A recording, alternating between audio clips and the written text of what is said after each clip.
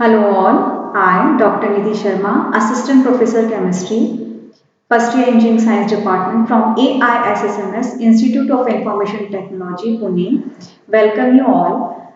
My today's topic, second lecture, is based on the engineering material. In that, I am going to cover the polymer, which is biodegradable polymer.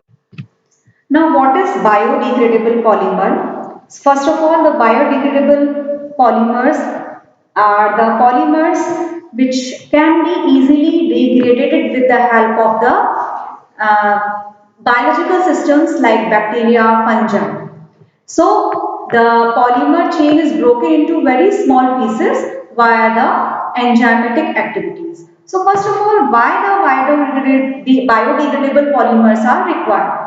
Natural polymers are biodegradable, but synthetic polymers, plastics, these are cannot be degraded with the help of microbial attack. So these synthetic polymers are used in a very large number by the consumers, engineering and medical application. And degradation of these polymers is done by thermal mechanical chemical process which gives the very harmful products. And disposal of such polymer waste has become a major issue. Biodegradation of polymer has a significant potential to tackle the problem associated with plastic waste problems. So, biodegradation of polymer is a process carried out by biological systems wherein a polymer chain is broken into small pieces via enzymatic activities. So, biodegradable polymer reduces the need of synthetic, non-biodegradable and reducing its disposal problem and pollution.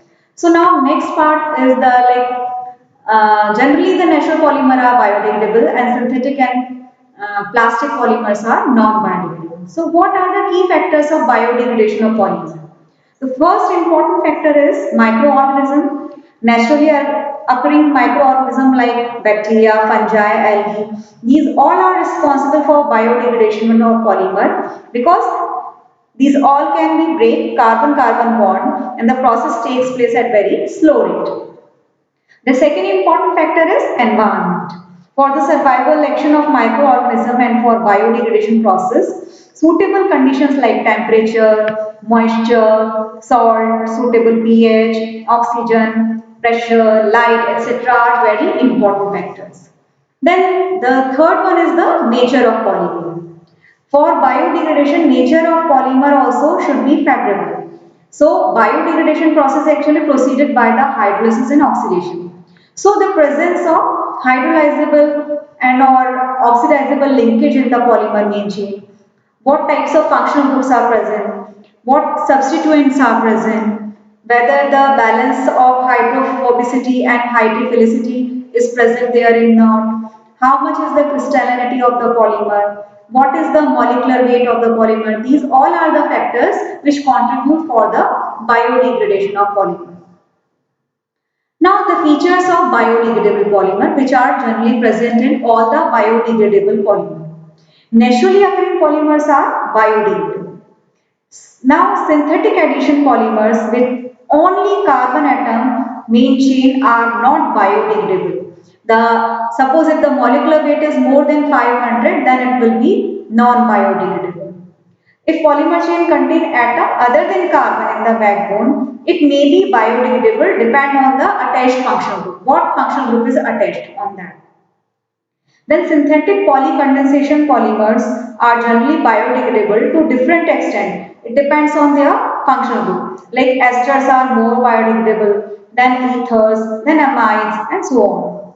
So then after that, suppose if we compare the amorphous and crystalline polymer, then amorphous polymers are biodegradable as compared to the crystalline polymers due to their complicated structure, complex structure. Then the generally hydrophobic polymers degrade faster as compared to the hydrophobic polymers. Generally the low molecular weight polymers undergo biodegradation easily compared to the high molecular weight. So these are the features of biodegradable polymer. What are the limitations of biodegradable polymer?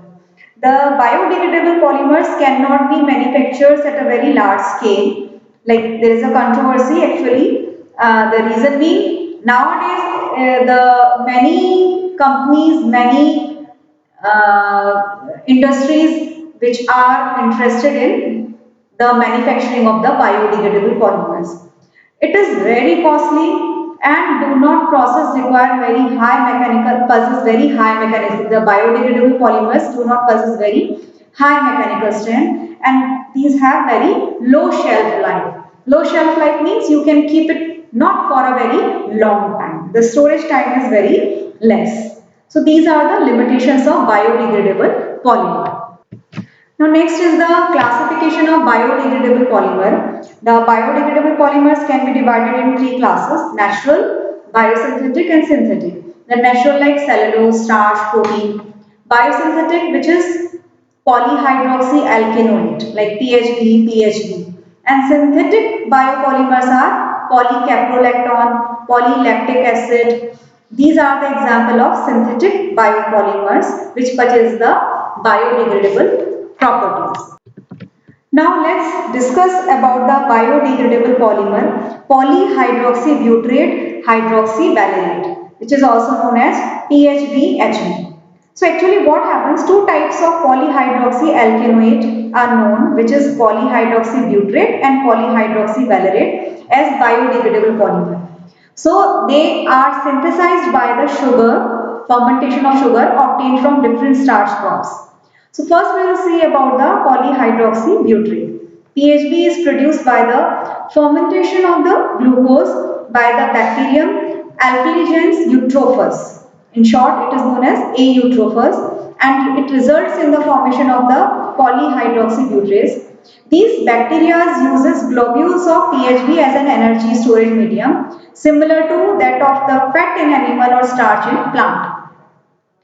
And PHB is brittle in nature, it is highly crystalline, it is water soluble, non-toxic polymer and which is relatively resistant to hydrolytic degradation. It shows the good oxygen permeability and is rapidly biodegradable. It has low extension to break property and has high melting temperature, nearly 200 degrees centigrade. Now second one is polyhydroxyvalerate. So polyhydroxyvalerate can be produced by Eutrophus and as well as it can be used with it can be produced with the help of bacterium A. olevorans. It depends on the type of carbon structure available during the fermentation. So this is polyhydroxyvalerate. Valerate means how many carbon? There are total number of 5 carbons. In butyrate there are 4 carbons and in valerate there are 5 carbons. Now the polyhydroxybutyrate hydroxyvalerate in combined form it is known as PHBV, PHBHB or HBHB. Okay, so PHB actually why there is a need to combine these two polymers. PHB, polyhydroxybutyrate, is a brittle material which is somewhat difficult to process as it decomposes at around 200 degrees centigrade. So addition of this hydroxyvalerate to the polymer leads to the several improvements. So that's why these two polymers are joined together. So what happens? This glucose alkaligen eutrophus bacteria helps to convert it into butyric acid, valeric acid, undergoes polymerization, it forms PHBV which is called biopolymer. Now as I have told, like there are few properties which are not present in butyrate, so that's why HB is added, like it drops the melting temperature, reduction in average crystallinity, increased flexibility and toughness, increased impact strength and improved higher extension at break. So these are the properties which got improved. So this copolymer of hydroxybutyrate and hydroxyvalerate is produced by Eutrophus.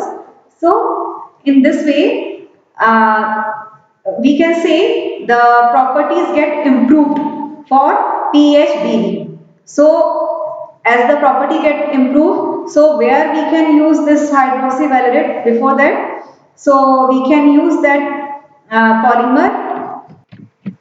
As we know the properties get improved, like hydroxyvalerate content increases, so polymer flexibility, toughness increases, melting point reaches to the minimum.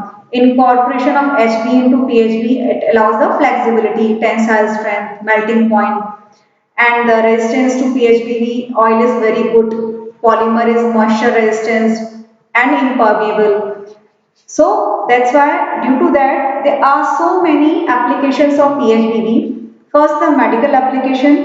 PHBV are used for controlled drug delivery system. These HBHB copolymers are suitable as matrices for controlled release of drug due to their favorable biocompatibility and biodegradation polymer.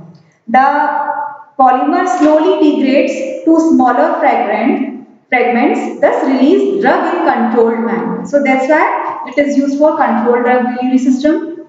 The PHBV currently used in internal sutures. It is non-toxic, biodegradable, so it doesn't have to be removed after recovery. Automatically, the sutures are soluble, as well as it can be used for adsorbable skin graft, cell transplantation, and disposal of personal hygiene. PHBV can be used to sole structural material or as a part of degradable composites, as well as this can be used for the packaging. For example, the film for packaging and lamination, carry bags, these as all can be made from PHBV.